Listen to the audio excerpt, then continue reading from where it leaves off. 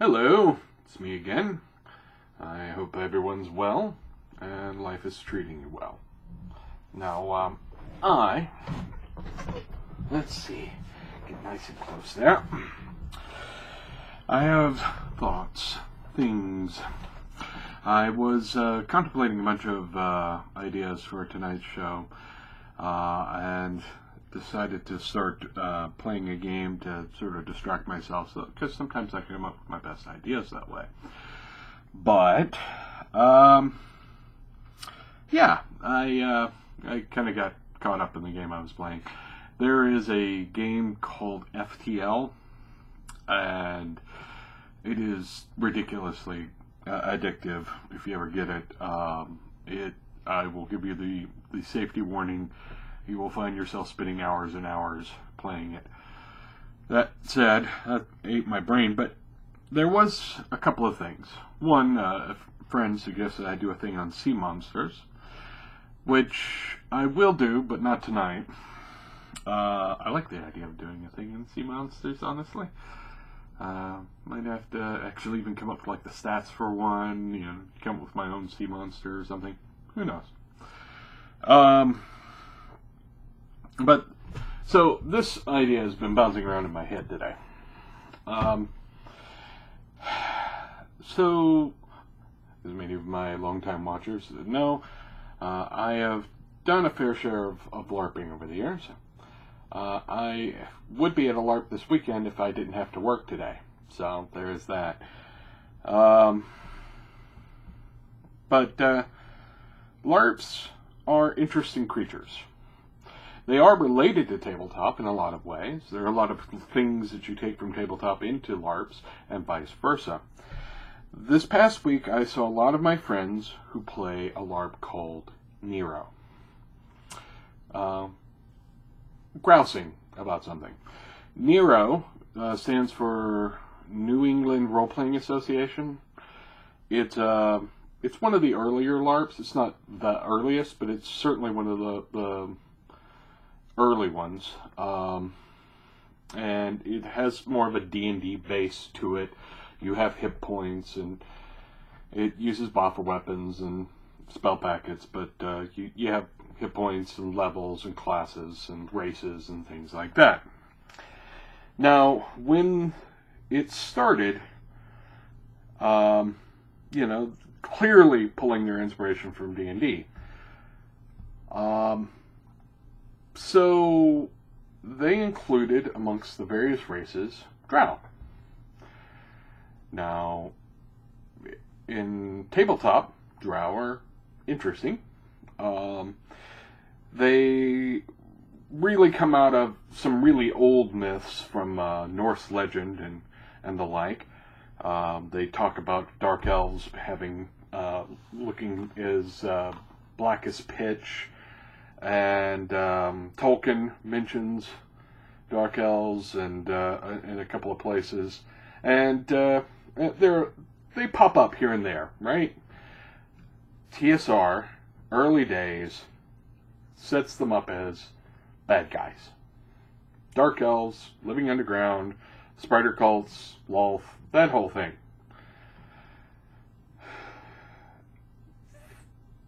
So Nero goes ahead and makes a LARP, and they have a halfling race, they have a dwarven race, they have regular elves of various flavors, and they have Drow that bear a striking resemblance to the Drow from D&D. This is not a coincidence. The early guys really just wanted to play a D&D game that they could play out in the open. Well, who here can tell me what's wrong with Drow as a playable race in the real world? No? It's not that they have pointy ears. I can get those. They're not hard to do. No, the real problem is what sounds kind of cool in your head, and you can sort of see it in your head, and maybe some nice artwork. Drish Stewart, and he's a cool character. Hey, I'm not in love with the character as some people are, but I admit there's some coolness to him. And Storyteller can write a damn fine fight scene. I will give him credit for that. But the problem with Dark Elves in a real-world situation is to play them, you have to wear blackface. You have to wear black makeup. Which kind of is a problem. Because when it was the picture in your head of these dark-skinned elves, it didn't occur to you that that might be racially insensitive. When you coat your face in black makeup, and people who don't know the context see it, they definitely notice that it's racially insensitive. Even some of the people who do know the context think it's racially insensitive. And here's the thing. When TSR came up with this, it was a bunch of college guys deep into fantasy literature and this hobby, almost all of them white, not all, but most of them, male. And as a result, it didn't occur to them. Culture has changed. It has moved since it came up, since TSR created Drow as a bad guy race. It has. And we have to accept that. So, the problem with accepting that is, of course, people have been playing these for a long time. Super long time. And, 20 years or more. And telling them, after 20 years of playing this, that, by the way, that may be racially insensitive, also feels a lot like telling them they're racists. And that doesn't make people feel comfortable. Racist is shorthand for evil for a lot of people. So, yeah, that's a problem. And Nero recently released some guidelines that suggested maybe using gray makeup instead of black to play Dark Elves. Nothing wrong with that. As I've discussed on my show before, Miss Stara had the Shadow Elves, which had a pale skin rather than a black skin. And honestly, if D&D tried to introduce Dark Elves now, it wouldn't have flown. Because our cultural perspective has moved on. So, yeah. It's a thing that you don't think about in tabletop that you do have to think about in LARP. So, my perspective on it is the guys who want to keep playing Dark Elves are not bad guys because they want to keep playing Dark Elves. They've been doing it for 20 years. They weren't racist the entire time. They weren't deliberately being racially insensitive.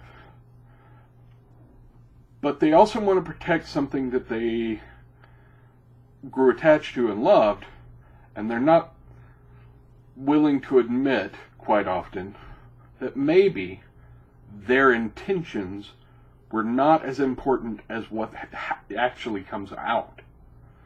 So, I kind of hope Nero makes it official and they, move the skin tone a little towards the ash, a little towards the gray on that, just to avoid the perception. LARPers have enough of a bad rep as is. We really don't need help. Honestly. It doesn't change the culture one whit. Not one bit. You change the skin color to something a little less broadly problematic. Now, this is not the only problem with conversion between LARP and tabletop. And vice versa. So, this got me thinking along another line. The context in which you design things to work at a LARP is different than it is in a tabletop. They have a lot of the same elements, some of the same story elements and things like that.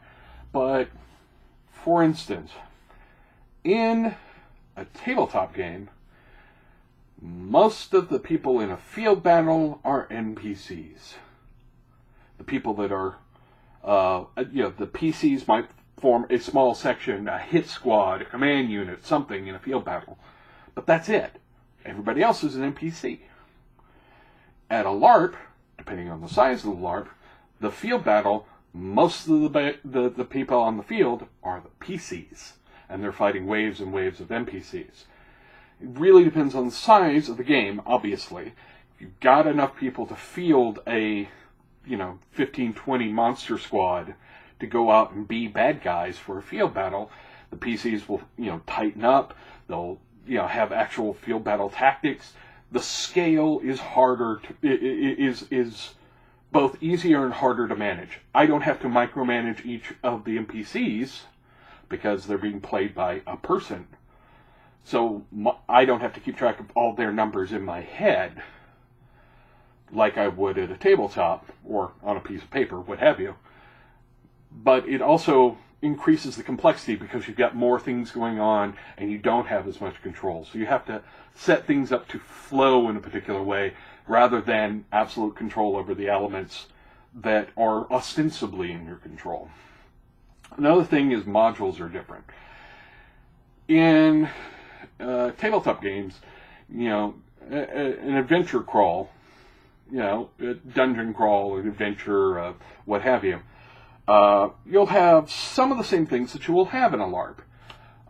For instance, traps. There are traps at a LARP, there are traps at a tabletop game. Now, the traps in a tabletop game are, let's say, virtual. They're imaginary. I can describe them to you. It becomes a problem-solving thing where you roll a stat.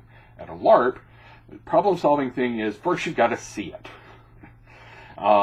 You don't do a perception check, roll a die, and it's over there. At least not at most of them. Most of the ones I've seen, you have to find it. You have to find the tripwire. You have to find the catch, the click, the thing that will set it off, and then disarm it.